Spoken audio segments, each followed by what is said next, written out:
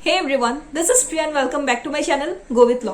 तो कई लोगों का प्रश्न था, कई लोग मुझसे पूछ रहे थे बार बार कि जो नए कानून आए हैं, आईपीसी की जगह बीएनएस, बीएनएसएस और इंडियन एविडेंस एक्ट की जगह बीएसए, भारतीय साक्ष्य अधिनियम, है ना, तो हमें किन प्रकार के प्रश्न का सामना करना पड़ सकता है। यानी कि आईबी 19 का एग्जाम, आपको पता है कि डेट अभी एक्सटेंड हुआ है, तो अभी आईबी 19 का एग्जाम आप दोगे 22 दिसंबर को, यानी कि 22 ऑफ दिसंबर को आप दोगे अपना आईबी 19 का एग्जाम। तो कई लोग कंफ्यूज्ड हैं, कई लोग मुझे कंस्टेंटली मैसेज करते हैं टेलीग्राम पर, व्हाट्सएप पे, ठीक है, कि किस तरह का क्वेश्चन हम एक्सपेक्ट कर सकते हैं न्यू क्रिमिनल लॉस में से। तो आज की वीडियो में आपको यही बताऊंगी कि किस प्रकार के प्रश्न आपको देखने को मिल सकते हैं अगर आप आईबी 19 देने जा रहे हो 2024 में, ठीक है। तो वीडियो को एंड तक देखिएगा, और अभी तक मेरे चैनल गो विथ लॉ को सब्सक्राइब नहीं किया है तो जल्दी से करके बेल आइकन को प्रेस कर दीजिए, ताकि इस तरह की वीडियोस के नोटिफिकेशन आप सब तक पहुंच जाए। तो हम स्टार्ट करेंगे आज का वीडियो, लेकिन उससे पहले प्लीज आप एक नोटबुक और एक पेन लेकर बैठ जाएं, क्योंकि मैं आपको बताऊंगी कि किस तरीके का प्रश्न आने की चांसेस है, आने की संभावना है, किस तरीके के क्वेश्चन आप एक्सपेक्ट कर सकते हैं अपने एग्जामिनेशन सेंटर में जब आप आईबी 19 देने जाओगे। तो सबसे पहले आपको सिलेबस खोलना है, ठीक है। तो सिलेबस में आप जानते हो कि नए लॉज भी हैं और पुराने वाले लॉज भी हैं, है ना। तो अगर आप सिलेबस लेकर बैठोगे तो वहां पर अगर आप देखोगे ना, आईपीसी और बीएनएस दोनों को मिलाकर भाई हमें कितने मार्क्स के क्वेश्चंस हम देख सकते हैं, 8 नंबर के। तो आप नोट कर लो, आईपीसी प्लस बीएनएस 8 मार्क्स, ठीक है। फिर आता है बीएनएसएस प्लस सीआरपीसी। तो सीआरपीसी यानी कि क्रिमिनल प्रोसीडियर कोड से आप कितने नंबर के, मतलब कितने नंबर के आप क्वेश्चंस आप एक्सपेक्ट कर सकते हो, आप अनुमान लगा सकते हो कि हाँ भाई 10 नंबर का अगर सीआरपीसी से आएगा क्वेश्चंस, तो मान के चलिए 5 नंबर का आ सकता है बीएनएसएस से, 5 नंबर का जो है वो आ सकता है सीआरपीसी से। कई बार ऐसा भी होता है कि यहाँ पे सिलेबस में नंबर 10, यानी कि टोटल मार्क्स जो है, टोटल नंबर ऑफ मार्क्स वो है 10। मैं आपको दिखाती हूँ, रुकिए, आपको स्क्रीन पे दिख रहा होगा। सीआरपीसी अगर आप देखोगे ना, तो सीआरपीसी में से देखिए टोटल जो क्वेश्चन है वो 10 मार्क्स के आते हैं।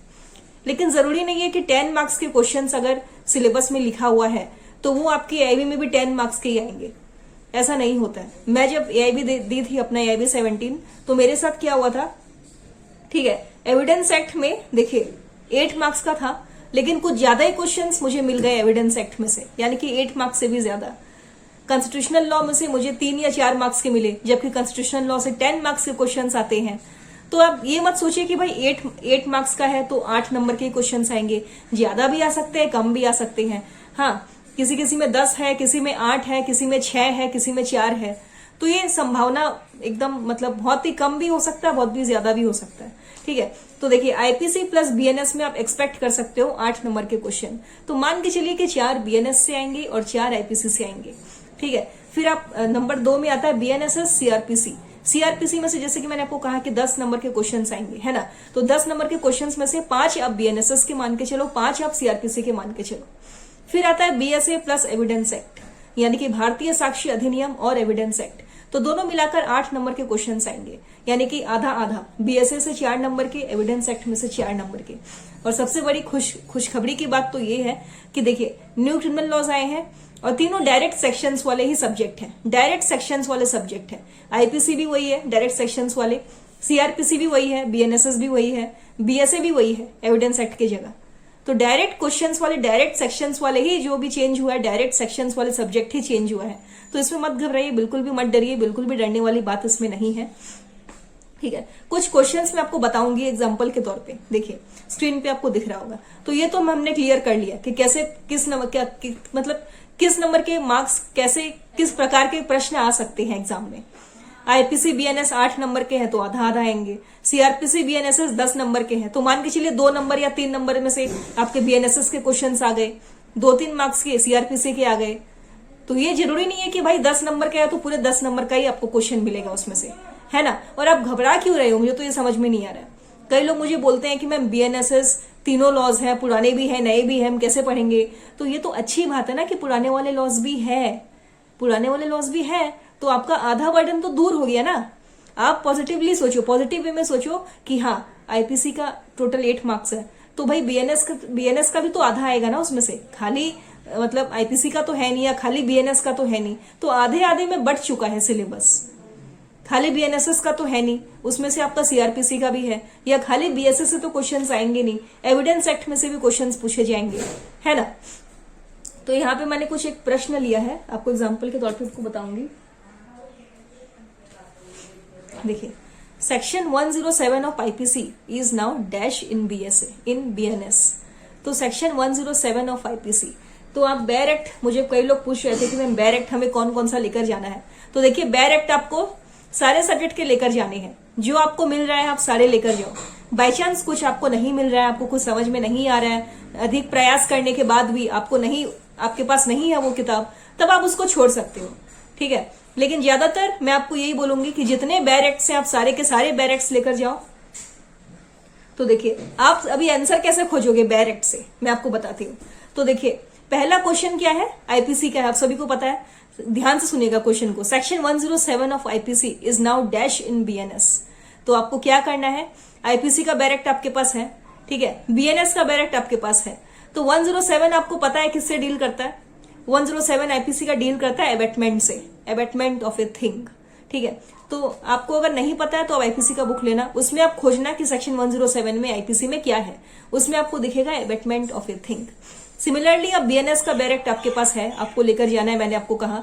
तो आप बीएनएस का बेयर एक्ट को खोलोगे, तो बीएनएस का बेयर एक्ट को खोल के आप ये देखोगे वहां पे कि जो एबेटमेंट का जो सेक्शन है, जो टॉपिक है, वो कहां पर दिया गया है। तो एबेटमेंट का जो सेक्शन है और जो टॉपिक है, ठीक है, वो आपको खोजना होगा। मैं आपको बताती हूँ। जैसे कि देखिए, यहाँ पे मैंने दिया है बीएनएस का बेयर एक्ट, ठीक है। तो हमारा क्वेश्चन क्या था, ध्यान से सुनिए। Section 107 of IPC is now dash in BNS. तो भाई खोजते हैं, चलो। 107 सेक्शन आईपीसी आपको पता है क्या है, एबेटमेंट है, ठीक है। अब बीएनएस में हम खोजेंगे, ठीक है। तो अब ध्यान से देखिएगा, कोई डाउट से तो आप मुझे कमेंट में पूछ सकते हैं। हाँ, तो सेक्शन 45 मिल गया, abetment and criminal conspiracy and attempt, chapter 4 of BNS में दिया गया है एबेटमेंट। तो एबेटमेंट ऑफ ए थिंग है सेक्शन 45 में, तो इसका करेक्ट आंसर होगा सेक्शन 45 यानी कि ऑप्शन ए। ये क्वेश्चंस मैंने खुद बनाए हैं, ठीक है। Section 107 of IPC is now dash in BNS. कितना आसान है ना क्वेश्चन। इस तरीके के क्वेश्चन आप एक्सपेक्ट कर सकते हो कि भाई नए कानून और पुराने कानून में से आ सकते हैं, ठीक है। इसमें 4 ऑप्शंस मैंने बनाए थे। Option A section 45, option B section 61, option C section 63, option D section 78, ठीक है। तो इसमें से हमने ये देखा कि सेक्शन 45 जो है वो आपका करेक्ट ऑप्शन है। फिर दूसरा देखिए सवाल, एक और है सवाल मैंने बना रखा है यहाँ पे। अब इसी को उल्टे तरीके से वो पूछ सकते हैं, ठीक है। जैसे मान लीजिए section 126, 127 of BNS was dash in IPC. Section 126, 127 of BNS, तो बीएनएस का बेयर एक्ट उठाओ। तो बीएनएस में आप देखो सेक्शन 126 और 127 किससे डील करता है। तो ये देखिए, मैंने यहाँ पे बेयर एक्ट ले लिया है बीएनएस का। अब हम यहाँ पे खोजेंगे 126, 127, जैसा कि क्वेश्चन में था कि 126 और 127 और जो बीएनएस का है वो आईपीसी में कितने सेक्शन में होया करता था, ठीक है। तो अब आप खोलोगे यहाँ पे सेक्शन 126 और 127। तो अगर आप बेयर एक्ट खोलोगे ना, ये देखिए मिल गया ना आंसर। सेक्शन 126 और 127 यहाँ पे बात करता है रॉन्गफुल रिस्ट्रेंट और रॉन्गफुल कन्फाइनमेंट के बारे में। तो कितना आसान है, देखा आपने। तो इस तरीके से आपको आंसर खोजना है यहाँ पे, एकदम घबराने वाली बात नहीं है, बिल्कुल मत घबराइए। तो इस तरीके के प्रश्न आप एक्सपेक्ट कर सकते हो, आप एक संभावना के साथ आप पढ़ सकते हो कि हाँ, ऐसे क्वेश्चन आने के, ऐसे प्रश्न आने की अधिकतर संभावना होती है। तो कई बार वो ऐसे भी दे देंगे कि क्रिमिनल कंस्पिरेसी जो है आईपीसी में, आपको पता है क्रिमिनल कंस्पिरेसी था, तो वो अभी बीएनएस में कौन सा सेक्शन में दिया गया है। तो भाई बीएनएस का बेयर एक्ट उठाओ, वहां पे आप इंडेक्स खोलो, इंडेक्स में आपको खोजना है कि क्रिमिनल कंस्पिरेसी कहाँ है, वो जो सेक्शंस है वो सही ऑप्शंस में आप टिक कर दो। तो इस तरीके के प्रश्न देखिए पूछे जा सकते हैं बीएनएस से, ठीक है, बीएनएसएस से और भारतीय साक्ष्य अधिनियम से। तो ये जो जानकारी मैंने आज आपको दी इस वीडियो के माध्यम से, उम्मीद करती हूँ कि ये वीडियो आपको समझ में आया होगा। कोई भी डाउट से आप मुझे कमेंट में बताइए, आप मुझे मैसेज कर सकते हैं, ठीक है।